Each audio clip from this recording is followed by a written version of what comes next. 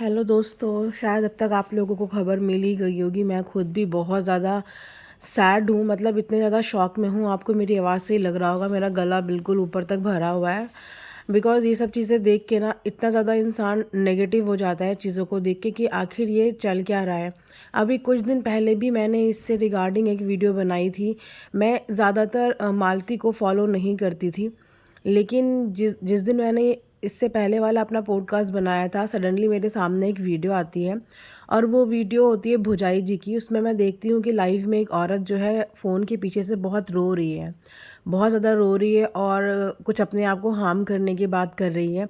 और मैंने वहाँ पे यही देखा कि उस लाइव में काफ़ी ज़्यादा लोग उसे समझाने की कोशिश कर रहे थे कि तुम कहाँ हो, तुम ऐसा कुछ मत करना, हम तुम्हारे साथ हैं, हम तुम्हारा साथ देंगे। बहुत सारे यूट्यूबर्स थे वहाँ पे जो फ़ोन के थ्रू, स्पीकर के थ्रू उनको समझाने की और उनको उस समय पे रोकने की कोशिश कर रहे थे। तो मेरी नज़र पड़ी उस चीज़ पे, मैंने थोड़ा-सा रिसर्च किया, देन मुझे थोड़ी-थोड़ी चीज़ें समझ में आई और उसी चीज़ के बेस पे मैंने अपना एक पॉडकास्ट बनाया था कि ऐसा कोई भी स्टेप अपनी लाइफ़ में मत उठाइए। लाइफ़ प्रीशियस होती है, किसी के लिए भी उसको मत गँवाइए, अपने बच्चे को देखिए, क्योंकि पूरी चीज़ें क्या हैं, क्या नहीं है, इतना मुझे नहीं पता था। जो मुझे थोड़ा बहुत ही पता था, उसी चीज़ के बेस पे मैंने पॉडकास्ट बनाया था। उसके बाद मैं काफ़ी दिन तक शांत थी, मैंने कुछ उस बारे में इतना ज़िक्र भी नहीं किया, बिकॉज़ मुझे दोनों हस्बैंड और वाइफ़ दोनों का ही ना ये डर मुझे उसी दिन मेरे दिल में लग गया था।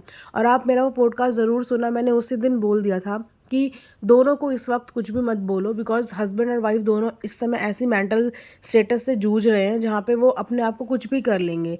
तो इस समय पे उन दोनों पे टिप्पणी देना ऐसा हो जाएगा कि हम उनके जले में या उनकी प्रॉब्लम में और नमक छिड़क रहे हैं।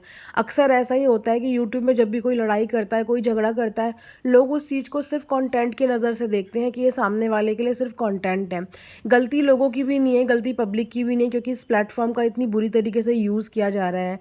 इमोशनली बोलिए या फेक न्यूज़ बोलिए, मतलब हर तरीके से यूज़ किया जा रहा है कि जो रियल दुःख होता है ना, रियल में इंसान किसी चीज़ से डील कर रहा होता है, वो रियल चीज़ें लोगों तक पहुँच ही नहीं पाती और लोग सिर्फ इसी असमंजस में लगे रहते हैं कि शायद ये भी कंटेंट है, शायद ये भी कंटेंट है, इसकी कुछ भी असलियत नहीं है। और शायद उन्हीं चीज़ों का शिकार ना ये लोग भी हो गए, उन्हीं चीज़ों का बेसिकली शिकार जो है वो मालती भी हो गई। इनोसेंट मालती गाँव की रहने वाली XYZ, उन्होंने अपनी लाइफ में कुछ भी गलतियाँ करी हो, पर देने जैसी, बोलते हैं ना, जान तो हमारा लॉ भी किसी की इतनी आसानी से नहीं लेता, तो हम कैसे किसी को किसी की जान लेने के लिए मजबूर कर दें, किसी को खुद की जान लेने के लिए मजबूर कर दें। सब लोग जानते ही हैं कि उनकी लाइफ में क्या क्या ट्रेजेडी हुई, किस तरीके से वो अपने हस्बैंड के साथ रहती थी। बहुत अच्छा उनका रिश्ता नहीं था।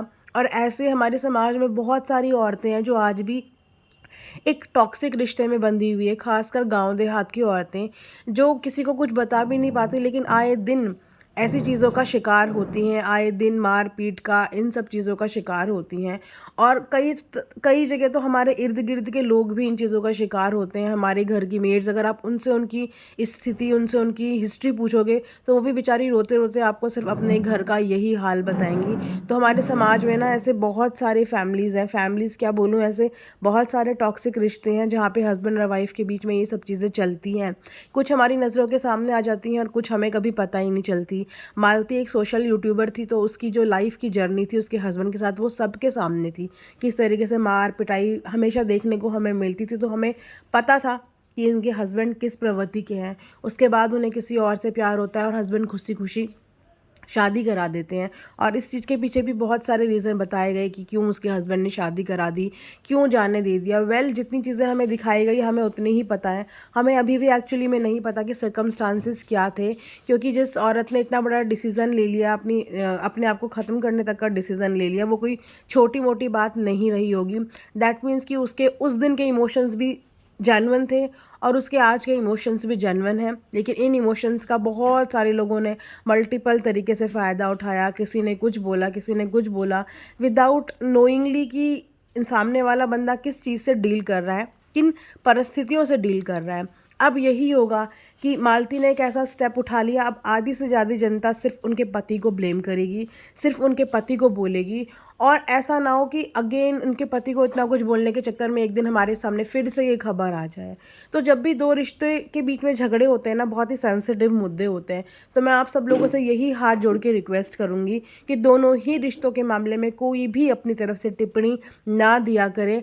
बिकॉज आपस में ना रिश्ते सॉल्व भी हो जाते हैं, लेकिन जब ये रिश्ते सोशल प्लेटफॉर्म पे आते हैं और जब लोग भिन्न भिन्न प्रकार की बातें करते हैं, भिन्न भिन्न तरीके से बोलते हैं, जज करते हैं, तो वो चीज़ें चुभती हैं और हर इंसान के अंदर ना बर्दाश्त करने की क्षमता नहीं होती। यहाँ पे इनके पति की भी बहुत बड़ी गलती है कि इन्होंने छोटी से छोटी चीज़ आके यूट्यूब पे दिखाई। छोटी से छोटी चीज़ मतलब पिछले 15-20 दिन से बीवी बीवी बीवी, इसके अलावा उनके चैनल पे कोई भी कंटेंट नहीं था।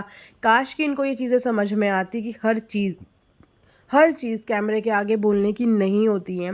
कुछ चीज़ें कैमरे के पीछे करते, हो सकता है अपनी इतनी ज़्यादा ह्यूमिलेशन या अपने बारे में, अपने चरित्र के बारे में इतनी सारी बातें सुन के वो अपने आप से खुद से नज़रें ना मिला पाई हो, क्या पता किन परिस्थितियों में उसने ऐसा किया। लेकिन इसमें नुकसान सबसे बड़ा किसका हुआ? उस मासूम बच्चे का, जिसको माँ की बहुत ज़्यादा ज़रूरत थी। आज उसके पास से माँ का साया छिन गया। और इन सब चीज़ों का ज़िम्मेदार कौन है? इन सब चीज़ों का ज़िम्मेदार हम सिर्फ उसके पति को नहीं ठहरा सकते। इन सब चीज़ों के ज़िम्मेदार वो सब लोग हैं जिन्होंने इस सिचुएशन का इतनी गंदी तरीके से इस्तेमाल किया, इतना ब्लेम गेम किया, बिना चीज़ों की सेंसिटिविटी को जाने कि एक इंसान के अंदर सहन शक्ति कितनी है, क्षमता कितनी है।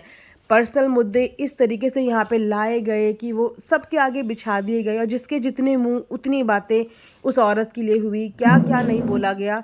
तो मैं बस यही आप सबसे रिक्वेस्ट कर रही हूँ कि प्लीज़ अब रुक जाओ, अब ऐसा कुछ मत करो। सिर्फ अपने मेंटल सुकून के लिए किसी और को इतना मजबूर मत करो कि सामने वाला बंदा इस कंडीशन पे आ जाए। आज सबके मुंह बंद होंगे और देखो कोई किसी से चाहे कितना नफरत करता हो, लेकिन बोलते हैं ना कि जिंदगी ख़त्म कर देना एक बहुत, चाहे कोई किसी को जानता हो चाहे ना जानता हो, पर दुख सबका बराबर होता है। इस स्टेज तक कोई नहीं चाहता कि कोई पहुँचे। और मेरी आप सबसे यही रिक्वेस्ट है कि जो जो लोग ऐसे तरीके की ट्रोलिंग करते हैं औरतों के साथ, मर्दों के साथ, आदमियों के साथ, कृपया करके प्लीज़ मत कीजिए, रिक्वेस्ट है।